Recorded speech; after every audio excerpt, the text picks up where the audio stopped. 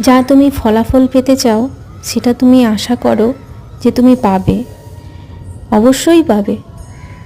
তার আগে তোমাকে সবথেকে খুঁজে বার করতে হবে তোমার ব্যর্থতা কোথায়, তোমার ব্যর্থতার প্রধান কারণগুলো কী। সেটার মধ্যে যদি আত্মবিশ্বাস হয় তাহলে তোমাকে সেটার উপরে আগে জোর দিতে হবে। একটা কথা আছে দেখবে যে নেভার ডাউট ইয়োর সেলফ, কখনো তুমি নিজের ওপর থেকে বিশ্বাস হারিয়ে ফেলো না।